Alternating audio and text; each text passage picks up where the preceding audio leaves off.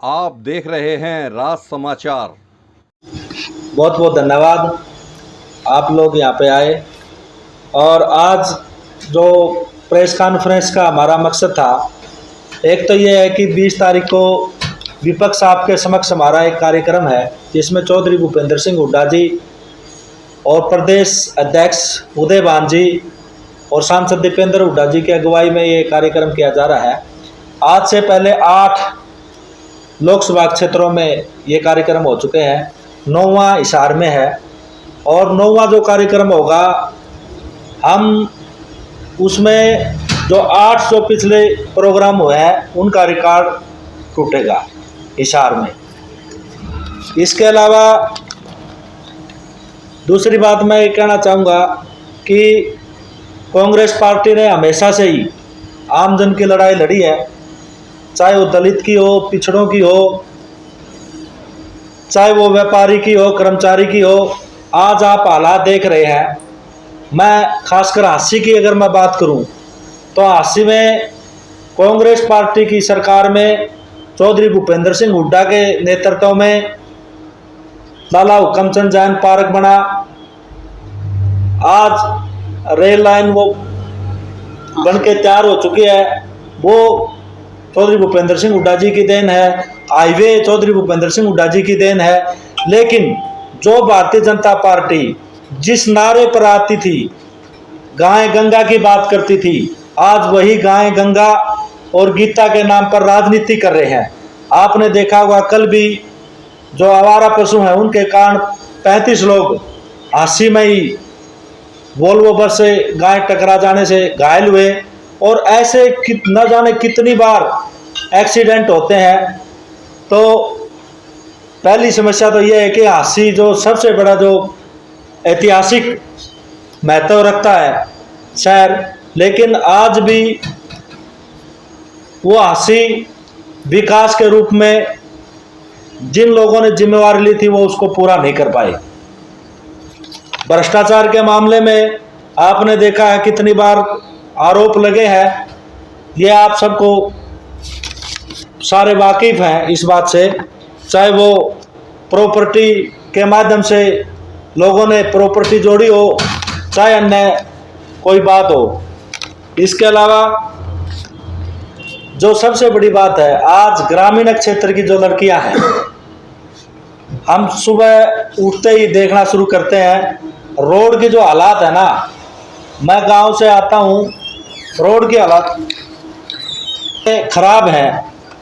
लड़कियों को साधन नहीं मिलते क्योंकि बसें है ही नहीं, और जब तक साधन नहीं मिलते तो घरवाले जो है उनको उच्च शिक्षा के लिए वो तरसती हैं आज भी। तो मेरा कहने का मतलब ये है कि जो जिन जिन लोगों ने जिम्मेवारी ली वो उन जिम्मेवारी पर खरा नहीं उतर पाए, और जो काम हुए थे वो चौधरी भूपेंद्र सिंह हुड्डा जी की और कांग्रेस की सरकार में हुए थे। आज आप देख रहे हैं, अभी पार्क की मैं बात कर रहा था, लाला हुक्मचंद जैन पार्क, वो कांग्रेस सरकार की देन है। लेकिन आज ही मैं अखबार में पढ़ रहा था, उसमें भी व्यापार बना दिया कि इसमें कोई कार्यक्रम होगा तो इतने पैसे लगेंगे। तो मेरा कहने का भाव यह है कि भारतीय जनता पार्टी ने सत्ता को व्यापार बना दिया है। और जिस प्रकार से पिछड़ा वर्ग की मैं बात करूं, खासकर हरियाणा प्रदेश एक ऐसा प्रदेश है जिसमें पूरे देश से अलग पिछड़े वर्ग के आरक्षण को खत्म करने के लिए क्रीमी लेयर की बेड़ियां जो है वो डाली गई हैं।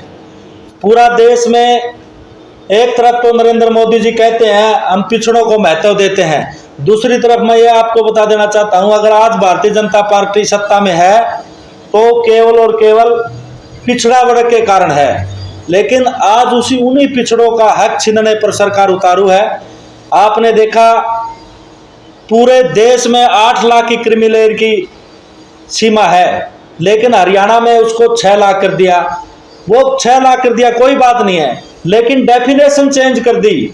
देश में जो 8 लाख की है उसमें कृषि आय और नौकरी की आय नहीं जुड़ती, लेकिन हरियाणा में वो दोनों चीजें जोड़ दी गई हैं। इसके अलावा अगर आपका मकान शहर में है और आपकी प्रॉपर्टी 1 करोड़ की है तो भी आपको आरक्षण का लाभ नहीं मिलेगा। तो आज जो है वो पिछड़ा वर्ग के हकों पर सबसे ज्यादा कुठाराघात जो है वो भारतीय जनता पार्टी कर रही है। एक तरफ चौधरी भूपेंद्र सिंह हुड्डा का शासन था, जिसमें चाहे वो पिछड़ा और अति पिछड़ा वर्ग की जो जातियां हैं उनको प्लाट देने की बात हो मोस्ट बैकवर्ड क्लास में, चाहे उनको राजनीतिक भागीदारी देने की बात हो, बहुत सारी जातियां आज भी ऐसी हैं जो राजनीतिक रूप से सामाजिक रूप से आज भी बहुत पीछे हैं, जो हाथ का काम करने वाले लोग हैं। लेकिन ये सरकार केवल उनके नाम से सत्ता में तो बैठ गई, लेकिन आते ही इन्होंने जो चौधरी भूपेंद्र सिंह हुड्डा ने केस कला बोर्ड बनाया था, मिट्टी कला बोर्ड बनाया था, आज उनमें कोई नियुक्तियां नहीं है। मिट्टी कला बोर्ड अब एक नियुक्ति की है, लेकिन वो चेयरमैन बना दिया, उसमें कोई बजट नहीं है। एक तरफ चौधरी भूपेंद्र सिंह हुड्डा के शासनकाल में छात्रवृत्ति जो पिछड़ा वर्ग के छात्रों को मिलती थी वो बंद कर दी गई है। कन्याओं की शादी में सुगुन योजना थी वो आज बंद कर दी गई है। मकान बनाने के लिए पैसे मिलते थे वो बंद कर दिए गए हैं। तो मेरे कहने का भाव यह है कि आज ये सरकार से हर वर्ग दुखी है, चाहे वो पिछड़ा वर्ग हो, चाहे वो दलित वर्ग हो, चाहे वो युवा छात्र हो। और दूसरी तरफ आज हरियाणा प्रदेश का जो कभी एक नंबर पर प्रदेश कहलाता था, आज वो बेरोजगारी में, करप्शन में एक नंबर पर आ गया है। ये हमारे लिए, हरियाणा के लिए इससे बुरी बात हो नहीं सकती। और विकास के प्रति उनकी कोई सोच नहीं है, उनकी कोई विचारधारा नहीं है। कांग्रेस पार्टी की विचारधारा जो है, मैं आपके सामने ये बात गर्व से कह सकता हूँ कि मैं जब 11वीं 12वीं में पढ़ता था तब मैं कांग्रेस पार्टी के साथ जुड़ा था।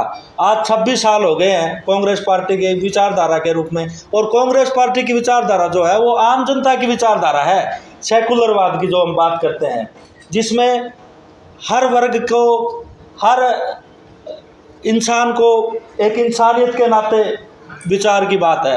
आज आपने देखा भारतीय जनता पार्टी में धर्म के नाम पर, जाति के नाम पर आपने नूह में देखा, और आपने हांसी में ही देखा। हमारा हांसी इतना शांति प्रिय क्षेत्र होता था कि इसमें भाई से भाई इतना प्यार था, लाड था। लेकिन जिस प्रकार के नारे यहाँ देखने को मिले कि मुसलमानों को, गद्दारों को, फलानों को, जो यहाँ मैं कह नहीं सकता, ऐसे ऐसे नारे बोले गए।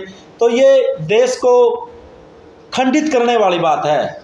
जब तक हम मिलकर नहीं चलेंगे, जाति से, धर्म से ऊपर उठकर जब तक हम मिलकर नहीं चलेंगे तो देश विकास नहीं कर सकता। आप जो कांग्रेस के टिकट के क्या आप दावेदार हो सर?